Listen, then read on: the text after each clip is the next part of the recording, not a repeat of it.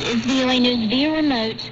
I'm Laurel Bowman. Referendums are underway, which Russia launched on Friday, aimed at annexing 4 occupied regions of Ukraine, drawing condemnation from Kyiv and Western nations who dismissed the votes as a sham and pledged not to recognize their results.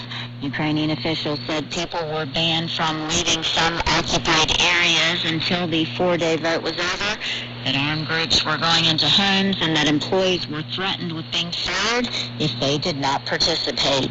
Iran must deal decisively with protests which have swept the country after the death in custody of a woman detained by the Islamic Republic's morality police. That's what Iranian President Ibrahim Raisi said on Saturday. 35 people have been killed in the week-long demonstration, according to Iran's state television, with protests spreading to most of the country's 31 provinces. Powerful storm Fiona slammed into eastern Canada on Saturday with hurricane-force winds, blowing over trees and power lines and leaving hundreds of thousands of homes and businesses without electricity. The U.S. National Hurricane Center said the center of the storm, now called post-tropical cyclone Fiona, was now in the Gulf of St. Lawrence after racing through Nova Scotia. Reports of downed trees and power lines were widespread in Nova Scotia and Prince Edward Island. The death toll from a migrant boat that sank off the Syrian coast after sailing from Lebanon earlier this week has risen to 86, Syrian state TV said on Saturday. For more stories, visit us online at voanews.com. This is VOA News. China has accused the United States of sending very wrong, dangerous signals on Taiwan after the U.S. Secretary of State told his Chinese counterpart that the maintenance of peace and stability over Taiwan was vitally important. Taiwan was the focus of 90-minute direct and honest talks between Secretary of State Antony Blinken and Chinese Foreign Minister Wang Yi on the margins of the UN General Assembly in New York, a U.S. official told reporters. A lavish taxpayer-funded funeral for Japanese former Prime Minister Shinzo Abe has triggered a public backlash against the ruling party he led for years.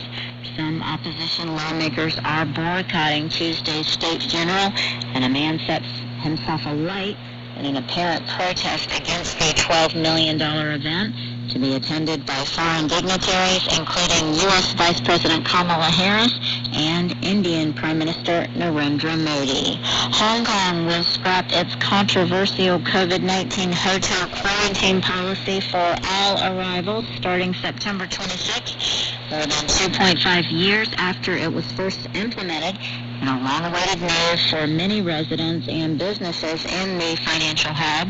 All international arrivals will be able to return home or to accommodation of their choice, but will have to self-monitor for 3 days after entering the Chinese Special Administrative Hub, the government said. 3 more Ebola patients have died in Uganda, the health ministry said, bringing the total death toll to 4 days after authorities confirmed an outbreak of a strain of the deadly disease for which no vaccine has yet been approved.